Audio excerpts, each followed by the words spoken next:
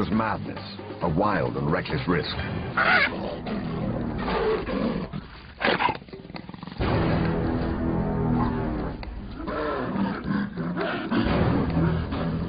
But by some miracle of fate, Lacedaemon silenced the baboon before the enormous troop could notice. In that instant, Lacedaemon, the curious cub, made one of her many transformations. She was suddenly a slayer of her most feared enemy.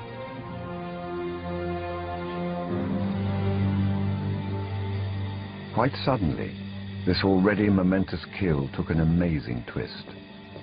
Something moved in the dead baboon's fur. A day-old newborn. It took a moment for Lacedaemon to notice. She's always been curious.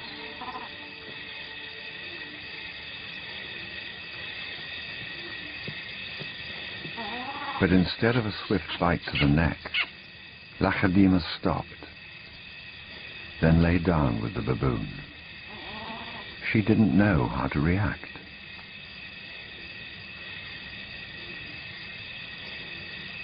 Hyenas would normally send her scurrying for the trees, but this time she gently lifted the baby to safety first.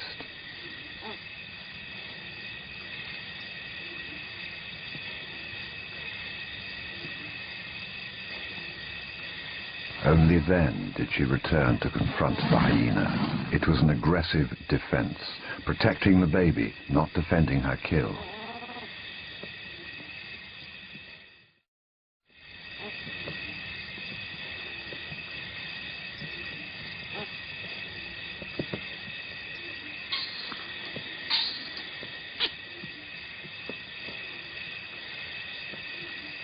Lacedaemon's eyes never left the baby for hours, and strangely, this newborn started following her everywhere, reaching out to her, most likely imprinting on his new surrogate mother.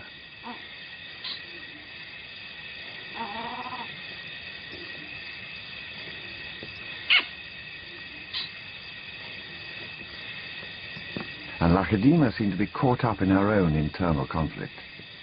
A young leopard at a confusing crossroads of life, torn between being a predator and an inquisitive cub.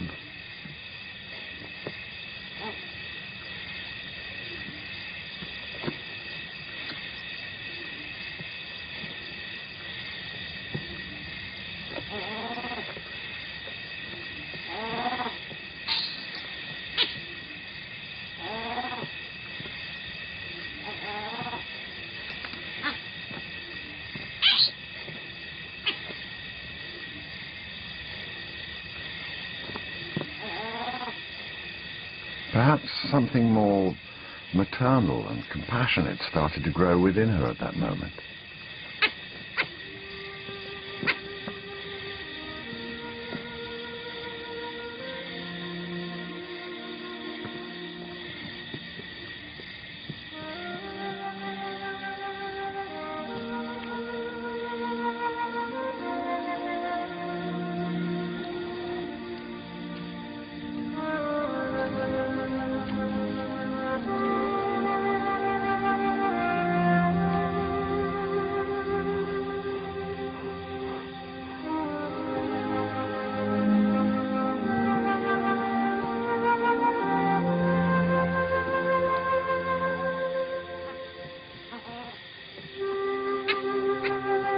Finally, both settled down to sleep, exhausted by the event, cuddling for hours against the winter chill.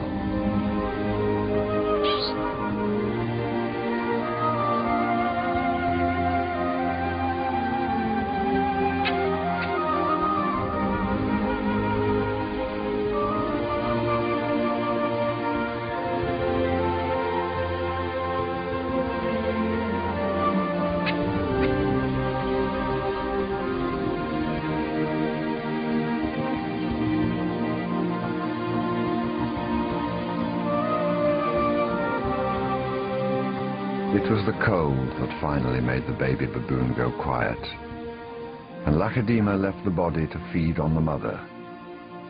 But for a moment, the night had been filled with strangeness.